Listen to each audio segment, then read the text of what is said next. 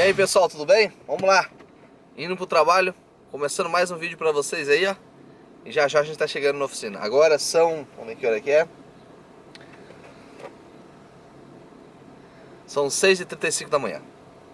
Bora lá pra oficina, logo a gente já tá abrindo as portas da alegria. Valeu! E aí pessoal, cheguei aqui na oficina agora. Agora sempre que possível eu quero comentar sobre alguns assuntos pra vocês que me vêm na mente, de acordo com às vezes alguma coisa que alguém me pergunta e tal, enfim. Eu vou estar narrando pra vocês aí sempre que possível, no começo do vídeo, no final, enfim. Quem não tá interessado, pula o vídeo aí pra frente. Olha só. O pessoal me pergunta muito, né? Ah, Carlos, como começou a tua oficina e tal e tal. E daí ontem um rapaz me perguntou, assim, ô Carlos, tô montando a minha elétrica e tal e tal.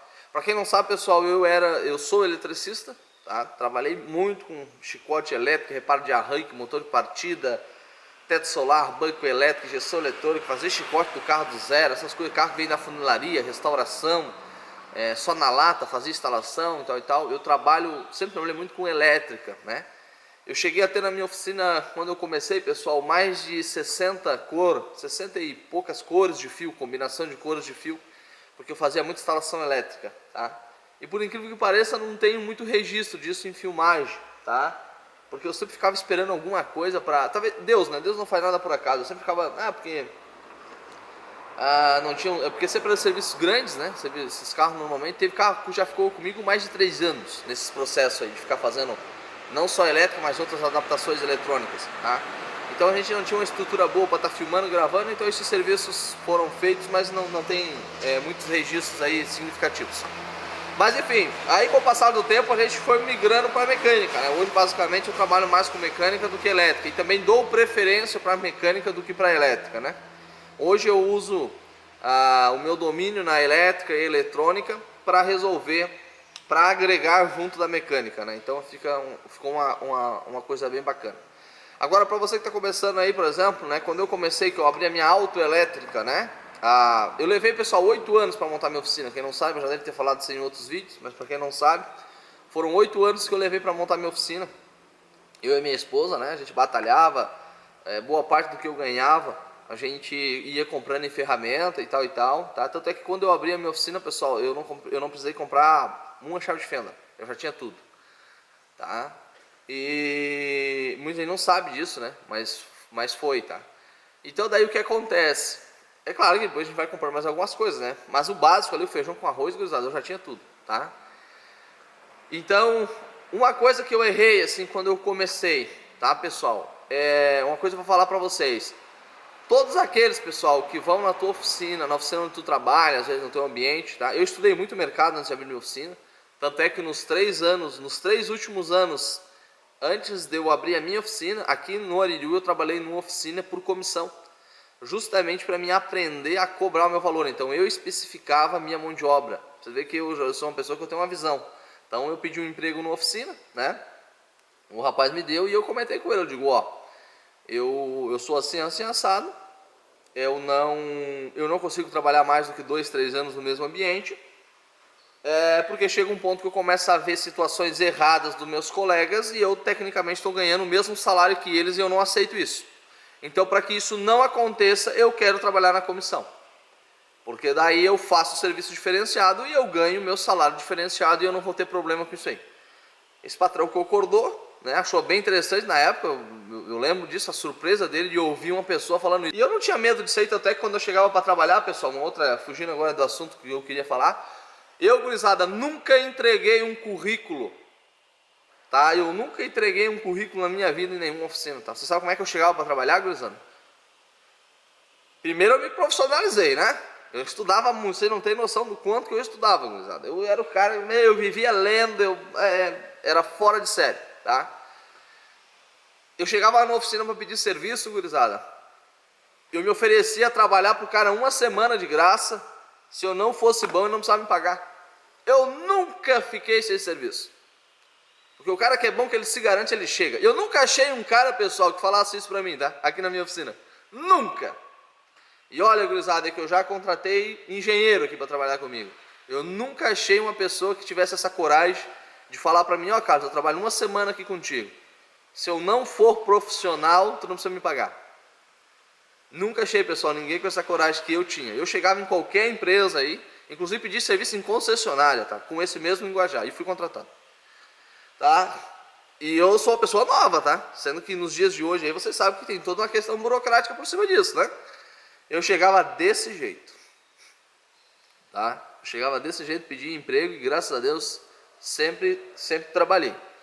Mas quando eu montei minha oficina, gurizada, né? Depois de trabalhar um longo período aí na comissão, para me sentir a febre, como é que era a aceitação de você falar a tua mão de obra, do quanto que eu tinha que cobrar para fazer um determinado serviço para mim ter um salário X. Isso foi um aprendizado muito bacana e ainda não aprendi, tá, pessoal? Para vocês terem uma ideia. Nesse período de 3 anos que eu trabalhava ainda de empregado, cobrando, eu dava o valor da minha mão de obra para fazer o serviço, tá? E depois, quando eu abri a minha oficina ainda, eu tive muita dificuldade em especificação de preço e serviço e por aí vai. Então vocês veem que não é fácil quando vocês for montar a sua oficina. Agora, um erro que eu cometi foi acreditar nas pessoas que sempre falavam: ah, vai lá, abre a tua oficina, que não sei o que tem muito isso, tem muito aquilo. Pessoal, normalmente essas pessoas aí, pessoal, dificilmente eles vão na tua oficina, tá? Você vai abrir, vai montar a tua oficina e dificilmente essas pessoas vão lá, tá? Não se baseia nisso aí, tá? Não se baseia nisso aí. Monte de tua oficina por outros critérios. Agora, não porque várias pessoas ficam falando: ah, monta. Essas pessoas normalmente, pessoal, é aquele tipo de gente que quer ser atendido de noite, de madrugada, no sábado, no domingo. E talvez isso aí não é interessante. Pessoas que às vezes não vão te valorizar muito, tá? É a dica que eu dou. Com raras exceções, tá, pessoal? Tem muita gente que me incentivava naquela época e é cliente meu até hoje, tá? Mas a maioria, gurizada, mais de 90%, não. Tá? Foi aquela pessoa que incentivou. Eventualmente vem aqui e me procura, mas só quando tem um BO mesmo que ninguém resolve, tá? Não fidelizou, não é meu cliente, não. Não dá prioridade para minha oficina e nem para outras oficinas. É aquela pessoa que chega em qualquer oficina e fala o que for necessário para tentar ganhar uma vantagem ali em questão de preço, desconto, ou para ser atendido na frente e por aí vai. Então, já fuja de gente assim, tá? Ou não que fuja, mas entenda que nem... Hoje, né, o pessoal fala muita coisa, então não dá para se basear muito na palavra do homem hoje em dia, tá? Um outro detalhe, pessoal, que é o que eu queria falar, é sobre questão de peça. Não baseie o teu estoque de peça na realidade da empresa onde você trabalha. Foi um erro que eu cometi. Eu montei uma autoelétrica, então o que você tem que comprar para você abrir uma autoelétrica, né? A minha oficina era em casa, era numa garagem, numa casa que eu tinha alugado, que eu já tinha alugado essa casa há 3 anos antes, para vocês terem uma ideia. Não, 2, desculpa. Há 2 anos antes, já com o pensamento de um dia, vê que eu faço tudo quanto é plano, né, pessoal? Para um dia eu já montar a oficina ali. Então, só para vocês terem uma ideia de como eu calculei a minha oficina. Eu levei 8 anos para montar ela e ainda, né? E nos 2 últimos anos a gente fez todo esse planejamento. Quando eu abri, eu comprei lâmpada, ou seja, eu vou abrir uma autoelétrica precisar de lâmpada, né? Eu comprei buzina, palheta, essas coisas aí.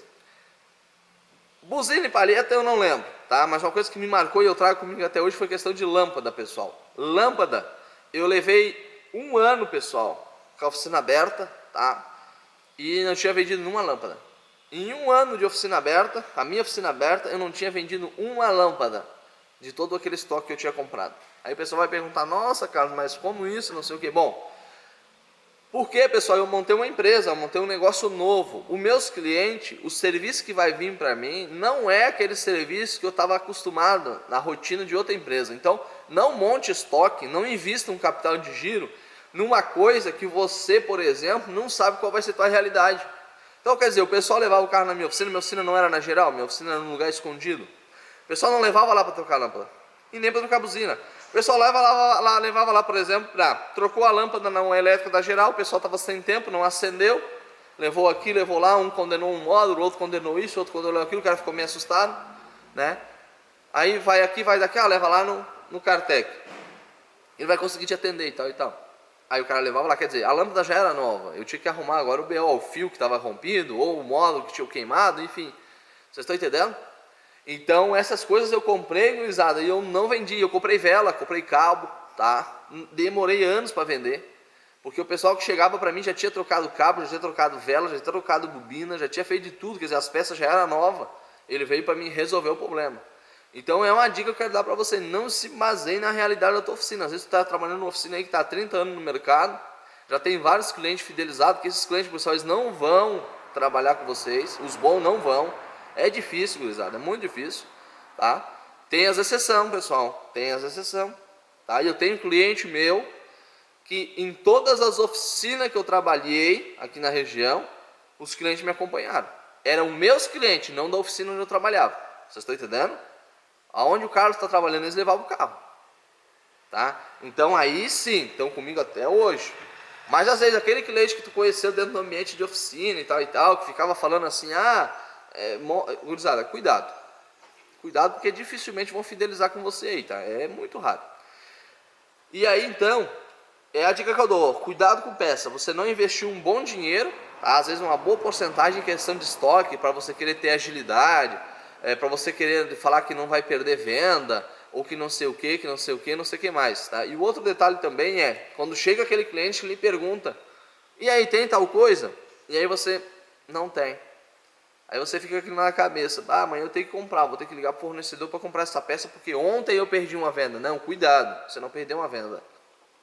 O cliente dificilmente, pessoal, ia comprar contigo, ele só perguntou. Tá? Ele dá até a entender ali que ele estava interessado, mas é difícil, gurizada. Tá? É muito difícil porque... normalmente ele vai perguntar o preço, aí você fala o preço, ele vai, né, talvez vai falar que está caro, ou que tem em outro lugar por menos e por aí vai. Então quer dizer, a pergunta do cliente, a procura por ele sobre aquele componente, para você que está começando, não necessariamente significa uma venda. Tá? A dica que eu dou, pessoal, monta uma oficina, vai depender da região que tu está, muito. Tá? Por exemplo, a gente tem pessoas que fizeram treinamento de ar-condicionado, que montaram a sua oficina, que moram em região que não tem acesso à peça. Aí, infelizmente, tu tem que dar um tiro no escuro. Tu vai ter que comprar as peças que tu imagina que vai girar e paciência. Porque se tu depender de peça, tu vai demorar dias para essa peça chegar, né? Diferente aqui na nossa região, que graças a Deus a gente está muito bem centralizado aqui na grande Florianópolis. E 30, 40 minutos, mais tardar 5, 6 horas, as peças estão aqui. Pode pedir de qualquer lugar aí que, né? Eu peço na cidade que as peças é de 200 km daqui, o motoboy... né, no mesmo dia a peça chega. Então, graças a Deus, aqui é muito bom para isso. Tá? Então, aqui na minha região, onde eu estou, a minha realidade, peça, na época que eu investi um dinheiro legal, na época, não foi uma boa decisão. Tá? Eu tenho peça guardada até hoje, gurizada, de o que eu comprei. Por exemplo, como eu levei 8 anos para montar minha oficina, eu ficava observando muito as oficinas que eu trabalhei. Esse detalhe, o cliente chegava para pedir uma coisa e não tinha. E aí eu ia pesquisava na internet, tentava achar algum fornecedor que me vendesse aquilo e eu comprava. Então, para vocês terem uma ideia, eu tenho a arruela de calço do motor do Opala, eu tenho kit de reparo para motor de arranque do Del Rey, de Fit 147, eu tenho um monte de coisa, a arruela de trava do pivô do limpador de 608, eu tenho um monte de peça aqui que eu já não sei nem que tá tudo extraviado, hein? Porque eu ia vindo aquela realidade e eu ia comprando, porque eu digo, meu Deus, quando eu abrir minha oficina, isso aqui vai fazer falta, eu preciso ter. E tá aí, pessoal, foi dinheiro investindo que eu não vou vender. Eu faço nem questão de vender também, já tá aí, eu vou vender, vou me incomodar ainda. Tá entendendo? Então, é uns detalhes assim que vocês têm que prestar bastante atenção, tá, gurizada? Bastante atenção mesmo. E outra coisa, não existe receita pronta, tá? Não existe receita pronta. Talvez o que eu estou falando aqui não vai servir para vocês vão ter que analisar bem. O negócio aqui é tentar abrir um pouquinho a cabecinha de vocês e tentar passar alguma visão para vocês sobre isso aí, beleza? E o outro detalhe é o tal do fiado, gurizada, tá? Quando vocês abrirem a oficina, pessoal, os primeiros clientes de vocês vão ser aquelas pessoas mais próximas, né, os mais conhecidos. E aí é que está o problema. Na época, pessoal, quando eu montei minha oficina, eu tinha no caixa por volta de R$1.000, mil e pouquinhos reais quando eu abri a minha oficina. Não precisava mais que isso, porque eu tinha tudo, tinha ferramenta, tinha estoque, né? Para que mais que isso, não? Né? Eu lembro que os primeiros serviços que eu fiz, gurizada, foram... Aí foi girando, na primeira semana, foi entrando um dinheirinho e tal e tal. Já nas primeiras semanas ali, já de oficina, gurizada, eu já tinha fiado ali de 3, 4 mil reais para receber, que levou anos ainda para mim receber picadinho, sabe? E aí o triste, gurizada, é que, por exemplo, assim... As pessoas comentavam assim, eu fui lá na oficina do fulano para ajudar ele, que ele abriu a oficina e tal, vamos lá dar uma força para ele e tal e tal. E o pessoal fala assim, vou levar lá para dar uma força e tal. Aí faz um serviço de R$1.000, R$2.000 e paga R$100 por mês e ainda fala que está te ajudando. Mas é que na cabeça daquela pessoa ela está te ajudando, entendeu? Ela foi fazer um serviço contigo. Só que ela não consegue entender que ela não está te ajudando, ela está te atrapalhando, na verdade, porque Ela foi lá, mandou fazer um serviço de 2.000, de 1.000 e pouco, você tirou o serviço, você tirou serviço de outras coisas que não podia para comprar aquelas peças, para fazer o serviço grande no carro dela, que normalmente às vezes está ali anos sem fazer manutenção. Você faz toda aquela manutenção, entrega o carro e a pessoa, ô cara, eu vou te pagar aqui R$100 por mês, exemplo. E a pessoa fica falando que está te ajudando, que te ajudou. Tem gente, pessoal, que fez isso comigo e até hoje fala que quando eu abri minha oficina me ajudou, com os carros para me arrumar, que não sei o que. Então são pessoas que você tem que tomar muito cuidado, porque uma vírgula mal falada na conversa a pessoa entende errado. Por quê? Porque não tem o discernimento para se tocar já de coisinhas básicas assim. E se você falar qualquer coisa, você está começando a oficina, tu vai falar, não, é complicado. Você está entendendo? Depende da pessoa, fica um clima chato. Então, cuidado, gurizada, cuidado. Tá? Uma estratégia que pode servir muito bem para quem está começando, apesar de ir contra o teu instinto, né, é não ser dono do teu negócio. Tá? Não sou dono. O patrão não deixa, o patrão não está aqui, o patrão está viajando. Vai te livrar de muitos problemas, é a dica que eu dou, tá? Estratégia que inclusive eu uso aqui hoje, quando chega algum mau elemento aí que eu não tenho muito fim, eu uso essa estratégia. Eu não sou dono da Cartec, eu só trabalho aqui e o patrão não autoriza fazer isso ou aquilo, enfim, é uma estratégia que funciona bem aí, porque te livra a responsabilidade e a pessoa já desliga as máquinas por ali mesmo, porque sabe que não vai conseguir nada com um suposto funcionário, enfim, um funcionário medroso.